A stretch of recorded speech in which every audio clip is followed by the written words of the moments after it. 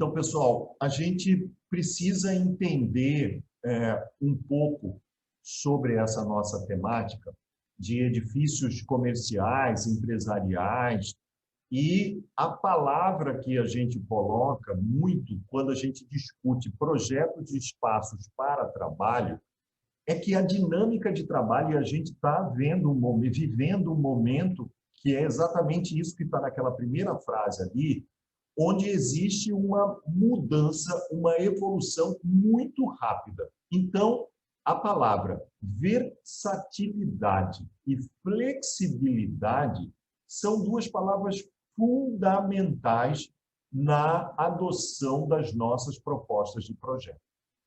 É muito difícil a gente conseguir projetar um tema como esse.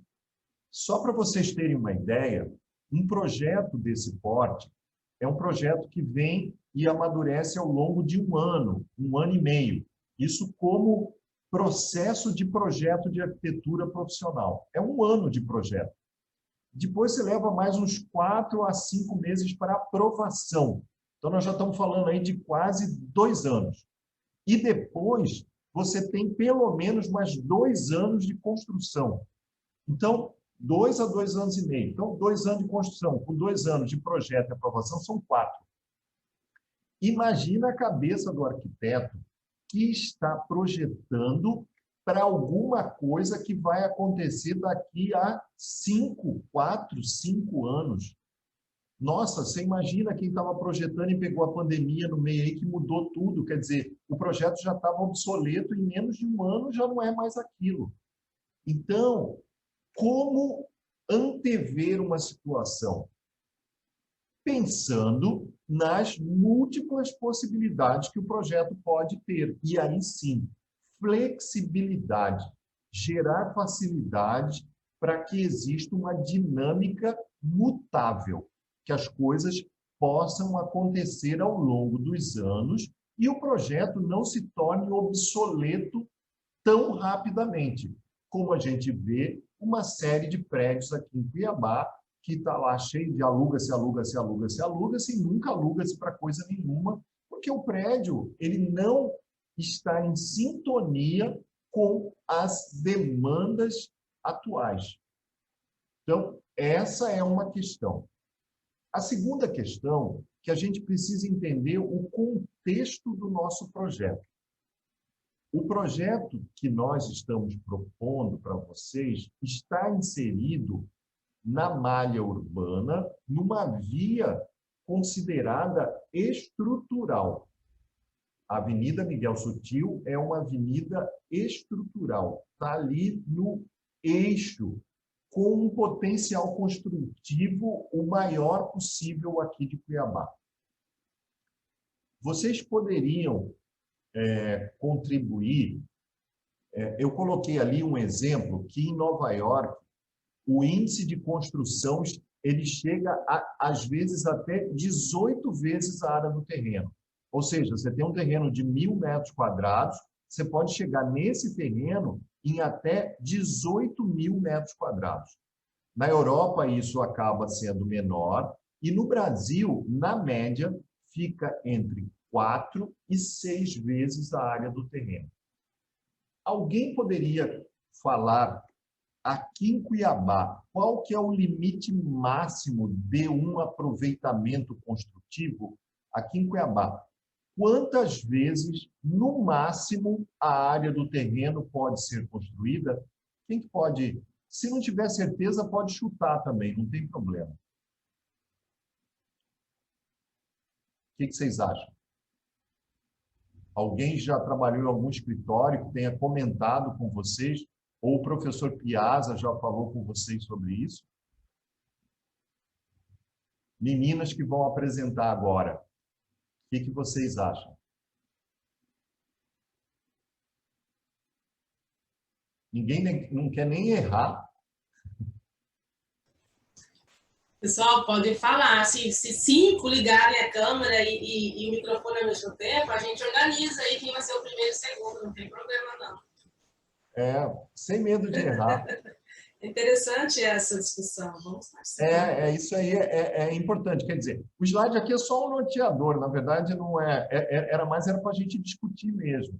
E entender que essa questão de potencial construtivo define a paisagem da cidade. A paisagem de Nova York que está aí é definida pela legislação, que permite o que a gente chama de adensamento, né? Quer dizer, qual é o maior aproveitamento construtivo? Por que é isso? Por que pode?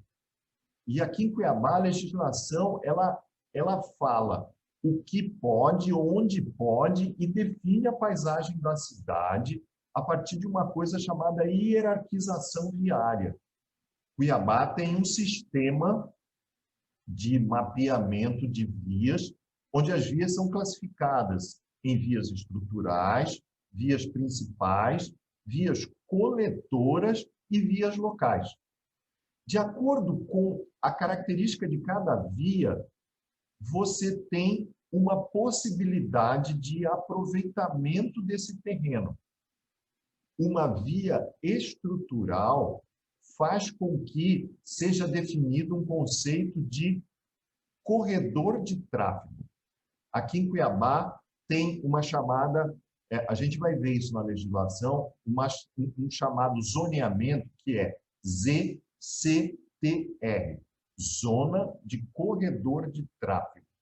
Alguém já ouviu falar sobre isso? Sobre esse conceito de zona de corredor de tráfego? Ninguém? Coloca o negativinho aí, só para falar que ninguém ouviu falar sobre isso. Tá difícil hoje, hein?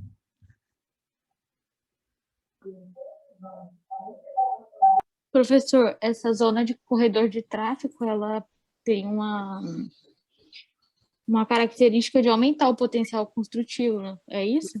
Ela é exatamente isso. A zona de corredor de tráfego, ela tem essa característica porque ela está intimamente ligada à característica da via. Então, isso, Isabela, que você falou, é verdade. Se você está numa ZCTR, é porque você pertence a uma categoria de via estrutural, principal ou coletora. E aí o seu potencial construtivo, pelo fato de você estar no corredor de tráfego, aumenta. É isso mesmo, tá, Isabela? Então, no caso, se a minha zona, o potencial construtivo é, sei lá, 2, mas naquele lugar específico, uma ZCTR, aí o que vale não é O que vale não é o zoneamento, o que vale zoneamento, isso. É a zona de corredor de tráfego. Perfeito. E isso que você acabou de falar é, inclusive, um artigo da nossa legislação.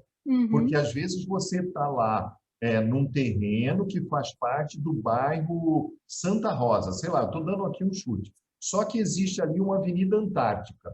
Dentro do bairro Santa Rosa, eu não posso fazer tal situação e o potencial é tal. Mas o fato de estar ali naquela via me leva ao potencial construtivo, porque aquela via tem uma caixa viária, ali tem esgoto, tem transporte público. Então, pessoal, obrigado, viu, Isabela? É bem isso mesmo.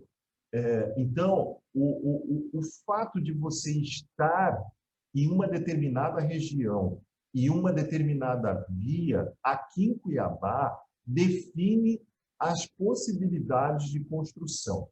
Se você está numa via local, lá num bairrozinho que não tem infraestrutura nenhuma ou é mínima, o seu potencial construtivo vai ser 1. Ou seja, você pode fazer, no máximo, uma vez a área do terreno, porque você está numa condição de mínima infraestrutura. A partir do momento que essa infraestrutura vai chegando, rua larga, calçada, rede de hidrante, rede de esgoto, energia, transporte público, parará, você chega aqui em Cuiabá a 6 vezes a área do terreno. Então, quando o slide fala aqui que o Brasil trabalha entre 4 e 6, aqui em Cuiabá o limite é de 6 vezes a área do terreno.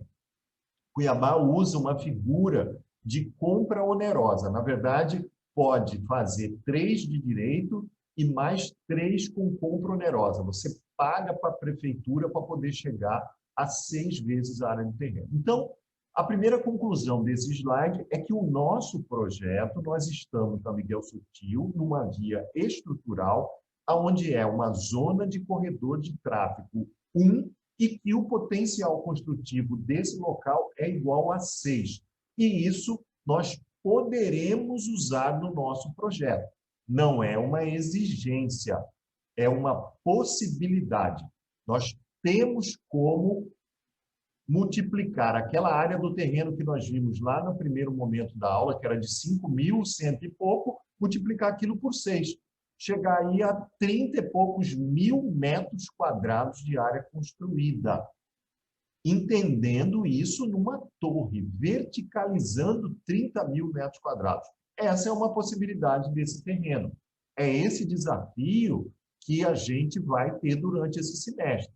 E aí, pessoal, quando a gente enxerga que a gente tem essa possibilidade de verticalização, nós temos que entender que existe todo um aparato tecnológico, sob ponto de vista de concepção estrutural, de elevadores, né? Circulação vertical, segurança, climatização, fechamentos, técnica de fechamentos de fachada, controle ambiental, que serão necessários para o nosso projeto.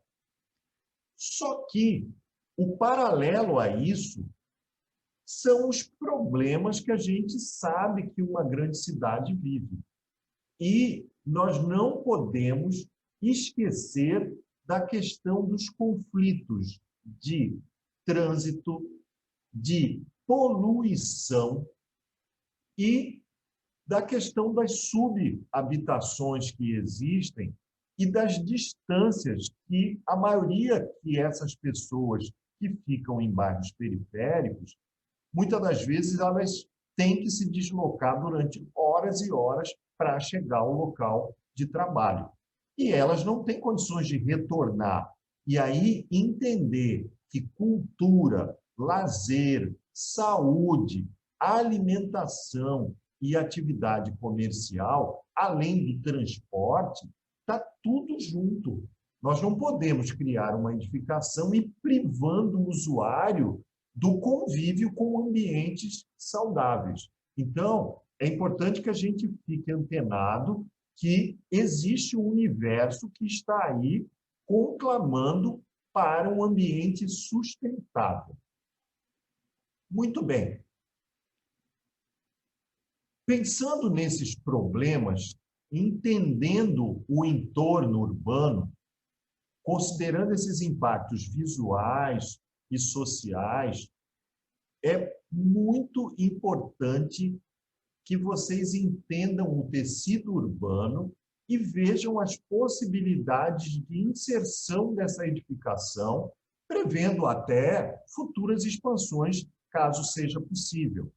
Essa imagem aqui ilustra um pouco um conceito que nós colocamos na aula passada, que é a transição público-privado.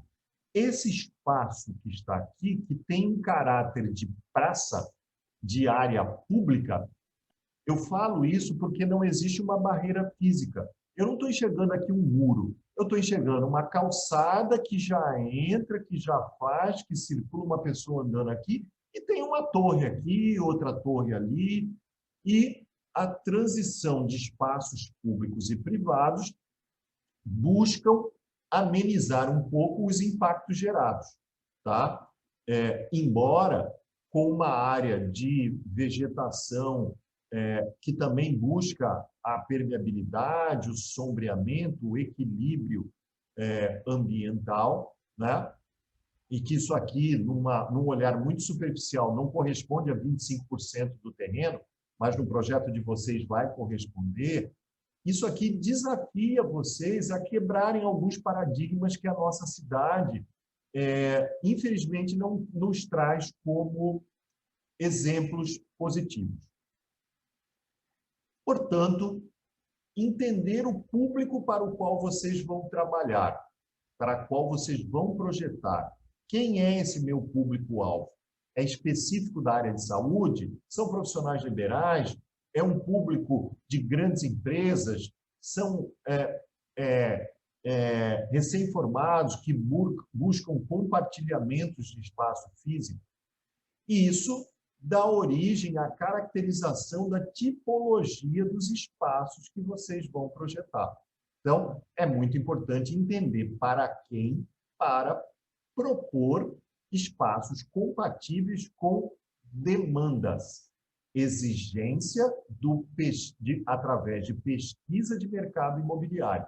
Normalmente, quando se faz um projeto desse, a empresa construtora, incorporadora, faz uma pesquisa de mercado e traz para o arquiteto.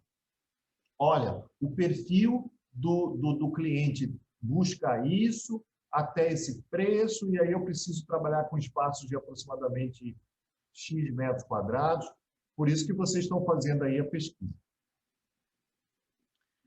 E uma coisa que eu e Dorca chamamos a atenção na aula passada é sobre o programa de necessidades complementar. Áreas de uso comum, o que eu posso colocar em relação à área de comércio, lazer, cultura, infraestrutura, que possa fazer com que a permanência nesse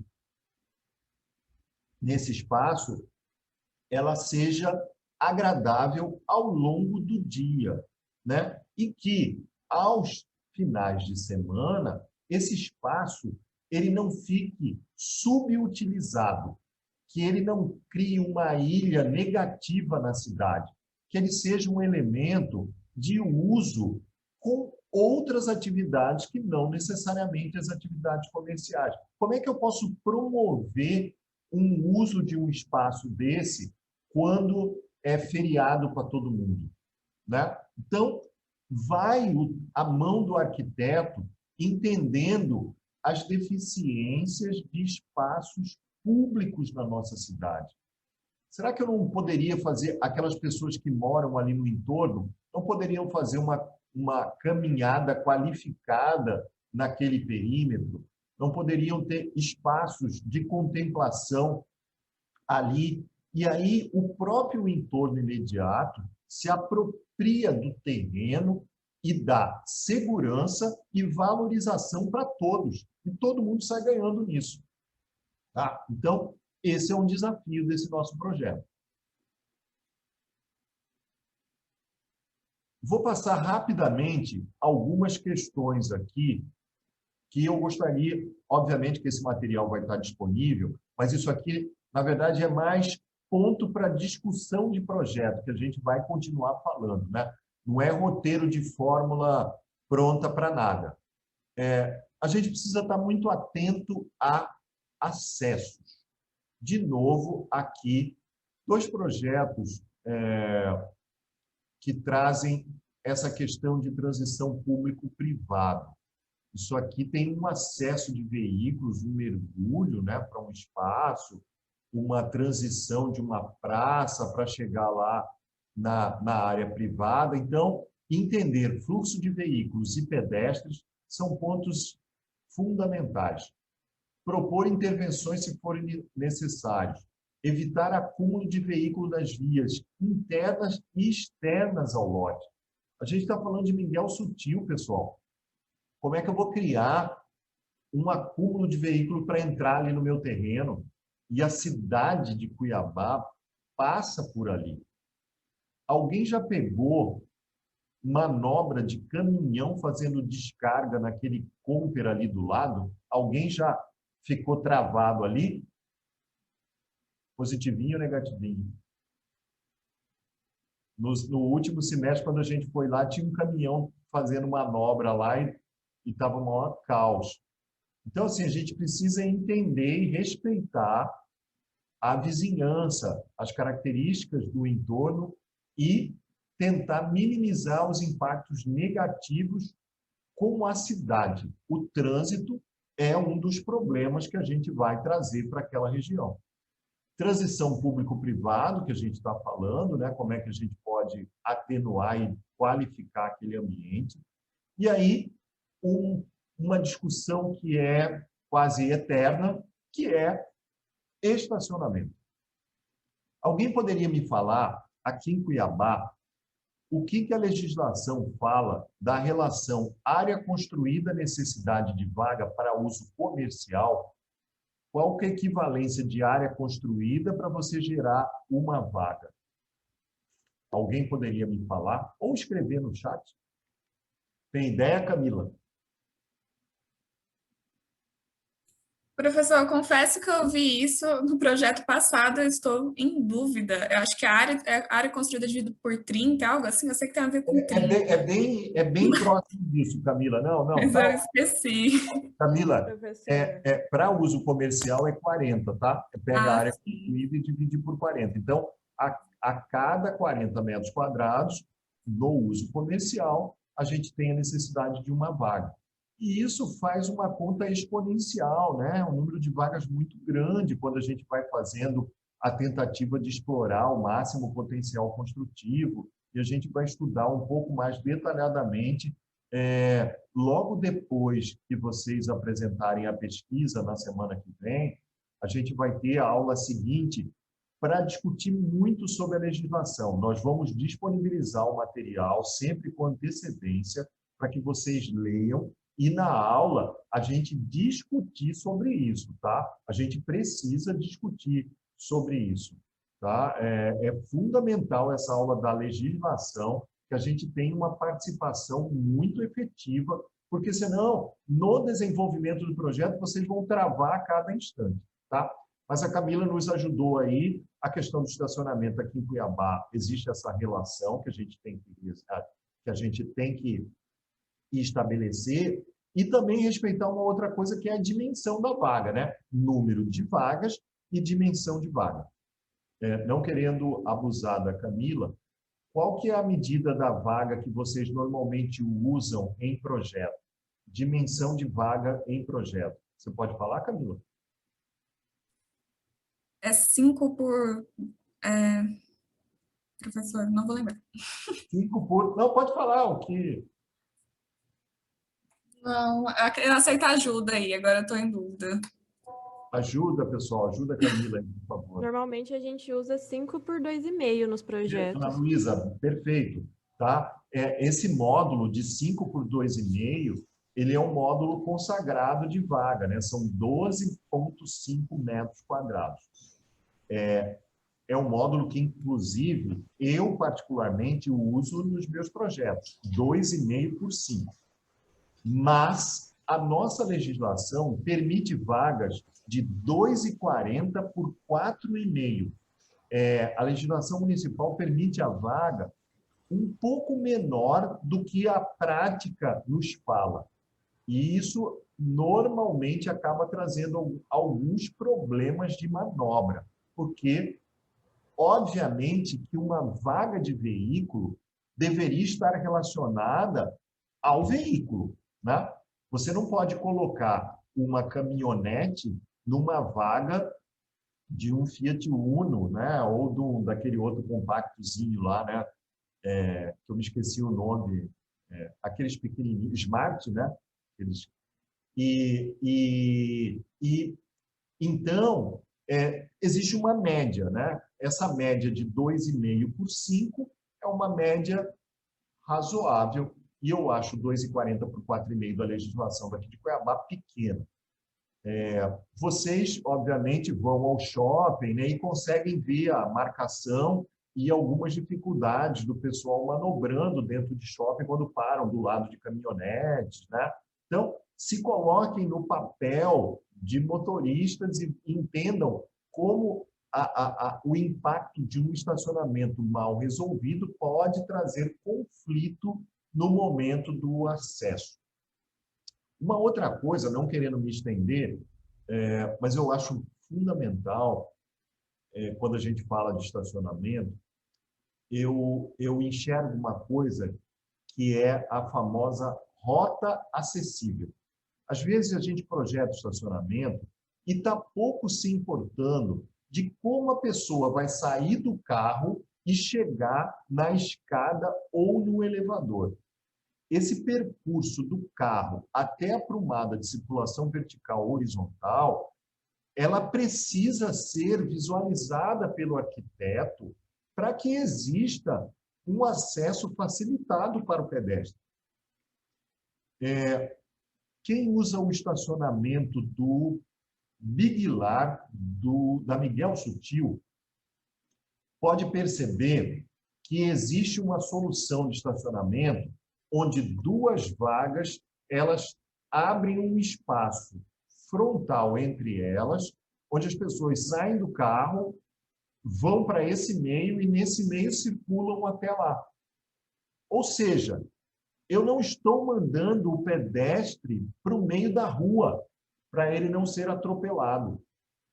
Isso é cuidado com o usuário. Vocês podem até falar assim, professor, mas isso vai gerar um consumo de área maior. Mas a questão é a mudança de paradigma, né? Eu estou projetando para o veículo ou estou projetando para o pedestre? Ou estou projetando para ambos? Por que eu vou privilegiar o fluxo de veículos e desprivilegiar o pedestre enquanto segurança? Então, estacionamento é uma coisa complexa e a abordagem no nosso projeto é fundamental, tá? A gente se debruçar sobre isso e enxergar as possibilidades. Por isso que eu estou aqui me atendo. O estacionamento eu posso ter uma solução coberta e eu posso ter uma solução descoberta. Aqui em Cuiabá, sob o ponto de vista ambiental, os estacionamentos descobertos, a gente sabe da agressividade do nosso clima. Posso fazê-lo enterrado em subsolos, posso fazê-lo no térreo, posso fazê-los em pavimentos elevados, os chamados sobressolos. Aqui em Cuiabá a gente tem diversos exemplos de soluções de sobressolo, tá? E aí tem uma questão de prefeitura, que essa é uma área computável, e aí a gente precisa entender isso no meu pré-dimensionamento. Conversando com vocês aí, né, as meninas me ajudaram em relação à medida da vaga. Então, falaram que a vaga é 2,5 por 5, o que corresponde a 12,5 metros quadrados. Se eu estou fazendo um pré-dimensionamento, como é que eu calculo uma área? Estou falando de pré-dimensionamento. Como é que eu calculo uma área necessária para vagas? Então, por exemplo, eu cheguei lá na minha continha, o meu prédio tinha 4.000 metros quadrados. Eu peguei 4.000 metros quadrados, dividi por 40, né? E cheguei a 100 vagas, certo? 100 vagas. Eu sei que cada vaga é 2,5 por 5, peguei lá 12,5 metros quadrados, multipliquei por 100 e achei a área do meu estacionamento. Certo ou errado a conta que eu fiz? Teria que ver a questão da circulação dos carros, né? Exatamente, Ana Luísa. É isso. Eu tenho que entender a circulação necessária para essa área de estacionamento, tá? Então, pessoal, eu acho bem razoável que a gente já comece com uma conta de 25 metros quadrados por vaga, ou seja, a vaga 2,5 por 5 e mais o equivalente de 5 metros atrás dessa vaga para permitir manobra, tá? Mesmo que depois na solução do projeto isso possa enxugar no sentido de você compartilhar uma via para duas vagas, né? Então você está otimizando a solução, mas como pré-dimensionamento é muito importante que a área de circulação seja computada para efeito de cálculo preliminar. Obrigado, Ana Luísa. E aí, pessoal, circulação vertical é muito importante. A gente está falando de escadas e elevadores. Isso gera um núcleo que pode ficar no meio do projeto, na periferia do projeto. Isso vai nos obrigar a gente estudar a NBR 9077, que a gente já sobe isso para o AVA para vocês, tá? E entender também tecnologias, né, relativas à climatização, automação. Então, a gente vai estar imerso aí numa série de questões que passam pelo entendimento de circulação vertical e as demandas de serviço e equipamentos prediais, tá? Falar de conforto ambiental é entender como o prédio estará inserido no terreno e a sua orientação. A primeira coisa que eu falei lá é: atentem-se para a orientação solar nesse nosso terreno.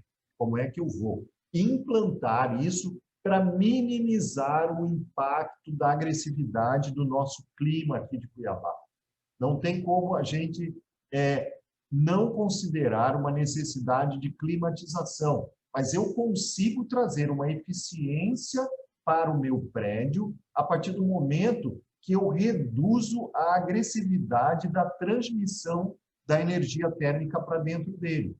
E aí eu reduzo o consumo de energia do meu ar-condicionado. Isso é uma obrigação do profissional, entender esse impacto. E aí, para reduzir esse impacto, entender quais os materiais que terão melhor desempenho térmico, principalmente nessas fachadas expostas à agressividade da insolação. E aí existe uma relação, né, em área translúcida versus área opaca, né? Como é que eu vou trabalhar essa minha relação de abertura/vedação, tá? E aqui, para a gente entender essas envoltórias, algumas coisas extremamente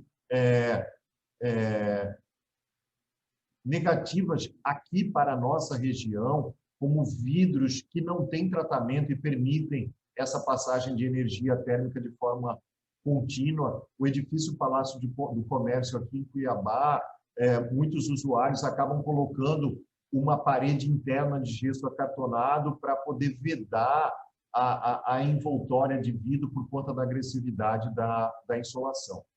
E aí, pessoal, vocês vão trabalhar a relação de forma, volumetria, entendendo sempre a relação do prédio com o entorno, escala humana e os eixos visuais que eu comentei na hora da nossa caminhada pelo terreno, né? A gente fez um percurso ali e é importante que vocês se atentem de como essas questões elas vão ser percebidas. Entender a topografia, entender as vias de acesso, a dinamicidade dessa forma, para que existam estímulos para que ela seja compreendida e lida nos seus diversos ângulos, né? E relacionando forma, função, qualidade de ambiente interno, nunca pode ser deixado de lado em benefício explícito de uma proposta formal. Eu vou desqualificar o meu ambiente de trabalho por conta de um arrojo plástico, ou eu posso buscar ambas soluções, qualidade plástica, qualidade funcional, né, dialogando e trazendo um resultado interior e exterior satisfatório, tá? Então, nessa seara de N interferências é que a gente acaba trabalhando. E aí, para dar mais uma apimentada no nosso trabalho, tem a adoção do partido estrutural. Os arrojos que a gente pode trazer para o projeto e a flexibilidade estarão intimamente ligadas à concepção da estrutura que vai ser adotada. E o engenheiro é parceiro do arquiteto nessa proposta. Ele trabalha com o arquiteto desde o primeiro momento. Nós temos no quadro da engenharia civil um professor chamado Alberto, que, né, Docas, se for possível, nós gostaríamos até de convidá-lo para uma aula síncrona, né? Ele faz uma palestra sobre o diálogo de arquitetura e estrutura, que é muito rico. A gente bate um papo assim que é muito interessante, para vocês entenderem como a estrutura ela é direcionada pelo arquiteto. O arquiteto é que traz a estrutura para dentro do prédio, sugere, contextualiza, e o engenheiro viabiliza aquilo. Tá? A gente tem uma leitura equivocada que o engenheiro ele é o agente redutor da ação do arquiteto, quando é muito pelo contrário, ele é o agente facilitador das decisões da arquitetura. Então, estabelecer esse diálogo e entender que isso faz parte do projeto. Quando o projeto nasce pensando a estrutura, a facilidade para continuidade é muito grande. Tá? E aí, a gente traz aí um exemplozinho de um projeto que tem uma variação de pavimentos, tem um heliponto, tem uma área verde num pavimento de transição, tem uma base que provavelmente tem carro ali, mas tem verde em cima e embaixo, tem formas cilíndricas, sólidos, com negativos, com positivos, com adição, com subtração e com a adoção de um material de revestimento que eu posso colocar para vocês que a área de superfície opaca é maior do que a área de superfície translúcida. Existe uma relação de abertura e de fechamento equilibrada. Não estou falando que isso seja a solução ideal para os nossos problemas, não é. Eu só acho que vocês podem se libertar das propostas prismáticas, monolíticas e entender que existem devaneios, né? Dubai é sempre uma referência de possibilidades de partidos completamente icônicos e controversos do ponto de vista da discussão de linguagem, né? Obviamente que não estou falando da aplicação disso para cá, mas eu estou falando onde isso pode chegar e aonde isso está chegando. Então, a gente tem que saber ler a paisagem e entender qual é a resposta adequada para o contexto que nós estamos projetando. Então, pessoal, esse é um projeto que nos traz grandes desafios, onde sistema construtivo é um pensamento que está junto com a gente, tá?